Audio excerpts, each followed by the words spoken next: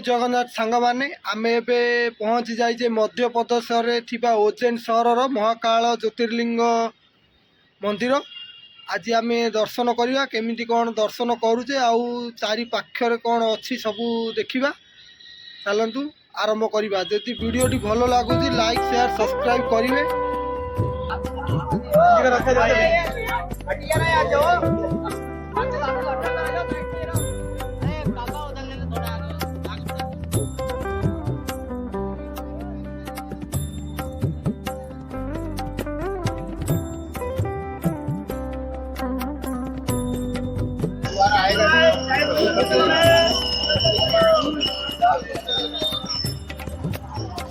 आमे जेहेतु आमर 10टा 11टा होती आसबार से भिड़ टी हो गलानी।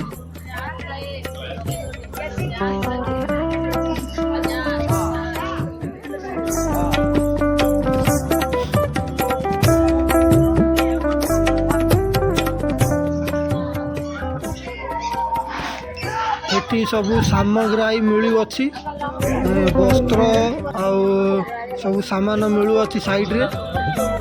महाकालेश्वर मंदिर पाखे गोटे मंदिर पाखे पहुँची जाइए।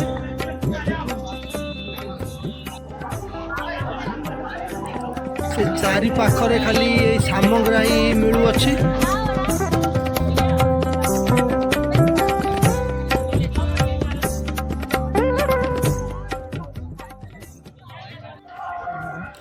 एटी गोटे बड़ एलईडी टीवी लगी ज्योतिर्लिंग एटी लाइव प्रसारण होउची देखि पार्थिबे।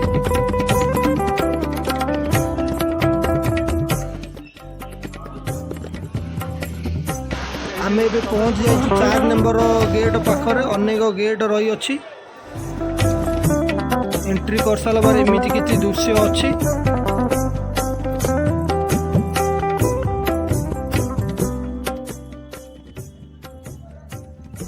एटी सब फोटो सेल्फी नेउछंती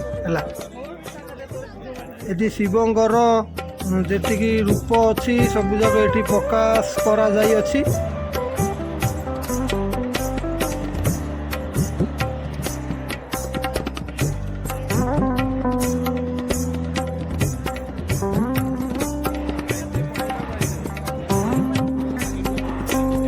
बजरंगबली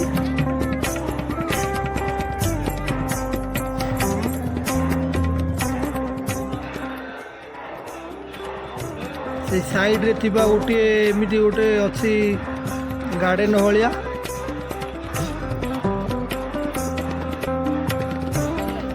यदि भोला बाबा ध्यान मुद्रा बसिଛନ୍ତି।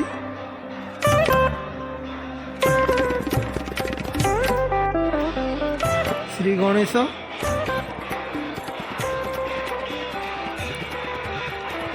एटी भोला बाबा विष्णु ब्रह्मा विष्णु मूर्ति अच्छी।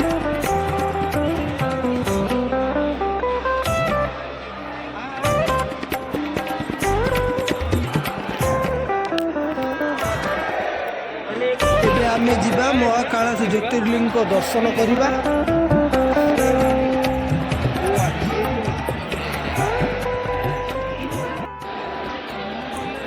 एटा मंदिर भितर को एंट्री करवा स्थान देखुवे केते भिड़ अच्छी। जेहेतु आम 11टा 12टा हो गला से भिड़ हो गला। सकाळु आसी भल होता तथापि आसीजे दर्शन कर देखी पारे केते भिड़ अच्छी।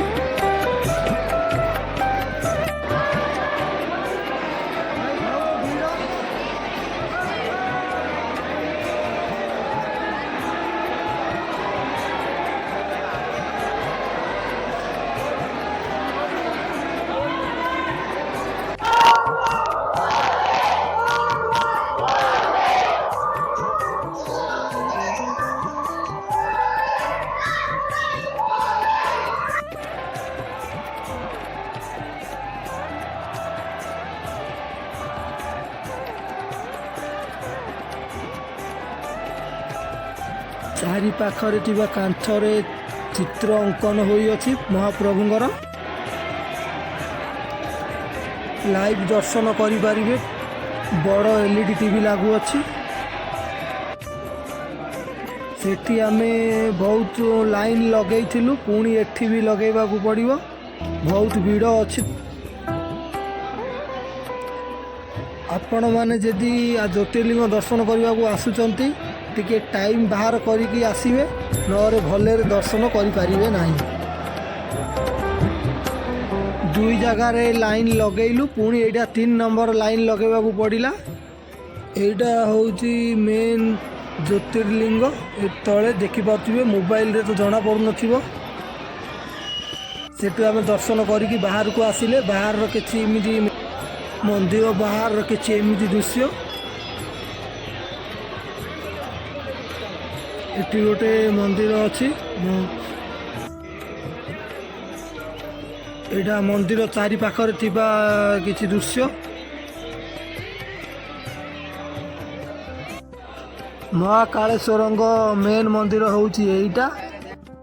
ମହାକାଳେଶ୍ୱରଙ୍କ ଦର୍ଶନ କରିସାରିଲା ପରେ ବହୁତ ଆନନ୍ଦିତ ଲାଗିଲା, ବହୁତ ମନକୁ ଶାନ୍ତି ବି ଲାଗିଲା। ଆପଣମାନେ ବି ଆସନ୍ତୁ, ଦର୍ଶନ କରନ୍ତୁ।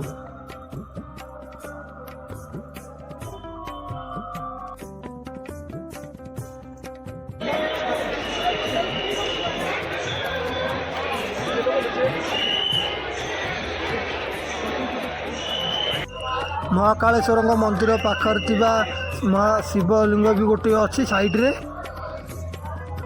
ଏଠି ସବୁ ଛୋଟ ଛୋଟ ଶିବଲିଙ୍ଗ ବି ରହିଅଛି। ଏମିତି କିଛି ବାହାରର ଦୃଶ୍ୟ। ଆପଣମାନେ ଯଦି ଜଲ୍ଦି ଦର୍ଶନ କରିବାକୁ ଚାହୁଁଛନ୍ତି, ବାହାରେ VIP ଟିକେଟ୍ ମିଳୁଅଛି 250 ଟଙ୍କାରେ।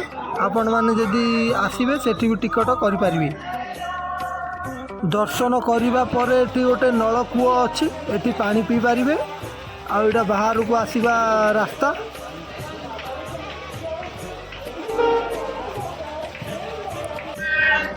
ମନ୍ଦିରରୁ ବାହାରିବା ରାସ୍ତା ହେଉଛି ଏପଟେ।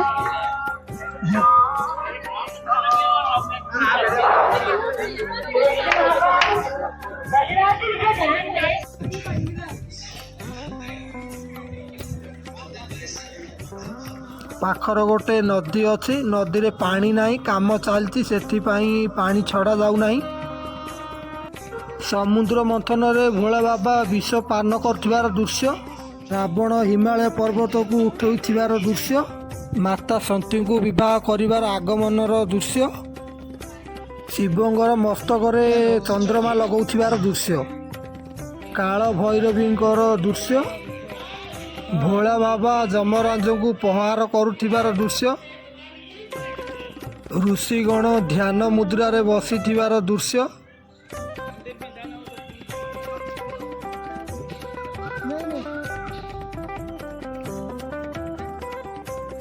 କାର୍ତ୍ତିକେୟଙ୍କ ଦୃଶ୍ୟ। ଶ୍ରୀ ଗଣେଶ।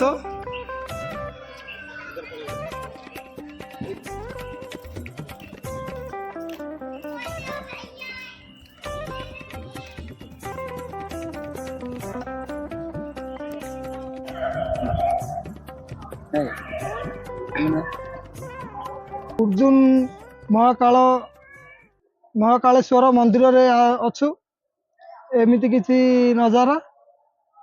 ବହୁତ ଭିଡ଼ ଥିଲା ମନ୍ଦିରରେ। କମ୍ ସେ କମ୍ 2 ଘଣ୍ଟା 3 ଘଣ୍ଟା ଲାଗିଗଲା।